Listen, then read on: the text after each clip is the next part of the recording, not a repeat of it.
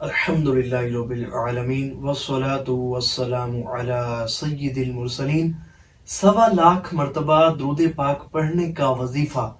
یہ ایسا مبارک، آزمودہ اور مجرب المجرب وظیفہ ہے کہ اس کو پڑھنے کی برکت سے ہر بڑی سے بڑی پریشانی دور ہو جاتی ہے، ہر بڑی سے بڑی مشکل آسان ہو جاتی ہے اور ہر جائز حاجت اور مراد پوری ہو جاتی ہے۔ اس ویڈیو میں آپ کو 1.25 مرتبہ درود پاک پڑھنے کی نیت کیسے کی جاتی ہے، یہ وظیفہ پڑھا کیسے جاتا ہے، اس وظیفے کو پڑھنے کے لیے کون سے آداب کو ملوز خاطر رکھنا ہوتا ہے، اور کیا یہ باوضو بے وضو بھی پڑھا جا سکتا ہے، کیا یہ چلتے پھرتے بھی پڑھا جا سکتا ہے، کیا یہ حیض کی حالت میں بھی پڑھا جا سکتا ہے۔ اس طرح کے نہایت امپورٹنٹ کوسچن بھی اس ویڈیو میں آپ کو ملیں گے، ان کے جوابات بھی ملیں گے، اور بھی بہت کچھ، اور بالخصوص یہ وظیفہ پڑھا کیسے جاتا ہے۔ طریقے کی طرف آتے ہیں۔ سب سے پہلے آپ نے گناہوں سے سچی پکی توبہ کرنی ہے،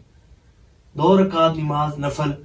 صلاۃ التوبہ کے ادا کرنے ہیں، پھر اس کے بعد 2 رکعت نماز نفل حاجات کے پڑھنے ہیں، پھر اس کے بعد اپنے ہاتھوں کو اللہ تبارک و تعالیٰ کی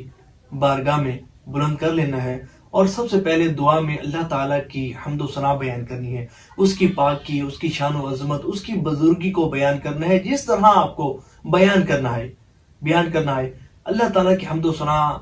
کے بعد اس کے حبیب صلی اللہ علیہ وآلہ وسلم پر درود پڑھنا ہے۔ دعا کی بات کر رہا ہوں کہ پہلے اللہ تعالیٰ کی حمد و ثنا بیان کریں گے، پھر اس کے بعد اس کے حبیب صلی اللہ علیہ وآلہ وسلم پر درود پڑھیں گے، پھر اللہ تبارک و تعالیٰ کی بارگاہ میں اس کے پیارے حبیب صلی اللہ علیہ وآلہ وسلم کا وسیلہ پیش کریں گے اور عرض کریں گے، مولا میں 1.25 مرتبہ درود پاک پڑھنے کی نیت کرتا ہوں، یا رب العالمین اس مبارک وظیفے کی برکت سے میری فلاں پریشانی کو دور فرما، اس پریشانی کا نام لیں گے، یا میری اس مشکل کو حل فرما، یا اگر کوئی حاجت، کسی حاجت کے لیے آپ پڑھنا چاہ رہے ہیں، اولاد کے لیے، رزق کے لیے، کسی رشتے کے لیے، کہ جائز نیک رشتے کے حصول کے لیے، تو آپ اس مقصد کا نام لیں گے اور اللہ تبارک و تعالیٰ کی بارگاہ میں دعا کریں گے کہ مولا اس مبارک وظیفے کی برکت سے میری فلاں حاجت کو پورا فرما۔ اور پھر آپ نے 1.25 مرتبہ پڑھنا کس طرح ہے، اب میں اس پڑھنے کے طریقے کی طرف آتا ہوں۔ اب مختلف سوال جو ہے وہ کمنٹس میں پوچھے جاتے ہیں کہ کیا اس وظیفے کو چلتے پھرتے پڑھ سکتے ہیں؟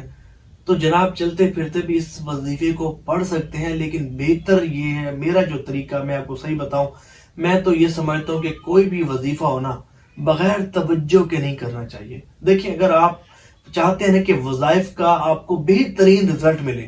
تو توجہ کے ساتھ آپ اس وظیفے کو پڑھیں، پھر دیکھیں اللہ کریم کی رحمت سے کرم ہوگا اور جو ہے وہ آپ کی حاجت پوری ہوگی۔ اس وظیفے کو بھی آپ نے توجہ کے ساتھ پڑھنا ہے۔ طریقہ یہ ہے کہ آپ کسی بھی نماز کے بعد، یا عشاء کی نماز کے بعد، یا سونے سے پہلے آپ نے پاک جگہ پر بیٹھ کر، ہو سکے تو جائے نماز پر بیٹھ کر، آپ نے توجہ کے ساتھ اس وظیفے کو پڑھنا ہے، جتنا آسانی کے ساتھ پڑھا جائے۔ یہ نہیں، زبردستی نہیں کرنے کی آج ہی میں نے 1.25 مکمل کرنا ہے، جتنا آسانی کے ساتھ پڑھا جائے توجہ کے ساتھ پڑھنا ہے، اور توجہ اس طرح رکھنی ہے کہ یہ تصور ذہن میں رکھنا ہے کہ حضور نبی پاک علیہ السلام آپ کے سامنے رونق افروز ہیں، اور آپ کا پڑھا گیا درود پاک سن بھی رہے ہیں اور آپ کو دیکھ بھی رہے ہیں۔ چلتے پھرتے بھی پڑھ سکتے ہیں، لیکن اگر زیادہ فائدہ چاہتے ہیں، بہترین رزلٹ حاصل کرنا چاہتے ہیں، تو توجہ کے ساتھ آپ نے بیٹھ کر اس وظیفے کو پڑھنا ہے۔ اب بات کرتے ہیں کہ سیغہ کون سا ہو، کس سیغے کے ساتھ 1.25 مرتبہ درود پاک پڑھا جائے۔ تو دیکھیں، جو سیغہ درست معنی و مفہوم پر مشتمل ہو، ہر وہ سیغہ کہ جو درست معنی و مفہوم پر مشتمل ہو، اس سیغے کو پڑھ سکتے ہیں۔ اور میرا مشورہ یہ ہے کہ جو درود پاک آپ کو درست مخارج کے ساتھ پڑھنا آتا ہو، آپ وہی پڑھیے، درست معنی و مفہوم پر بھی مشتمل ہو اور درست مخارج کے ساتھ آپ کو پڑھنا آتا ہو۔ ہم وظیفہ تو پڑھتے ہیں لیکن درست طریقے سے پڑھ نہیں رہے ہوتے،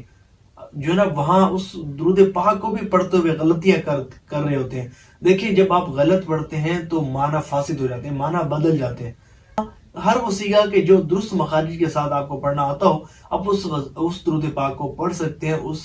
بہتر یہ ہے کہ درود خضری اگر آپ پڑھ سکیں تو بہترین ہے، سمجھے کہ آزمودہ بھی ہے، ویسے بھی ہر وہ درود پاک کہ جو رجوع قلب کے ساتھ پڑھا جائے تو وہ حضور کی بارگاہ میں بھی پہنچا دیتا ہے اور مسائل حل ہو جاتے ہیں۔ ویسے درود خضری کا یہ ہے کہ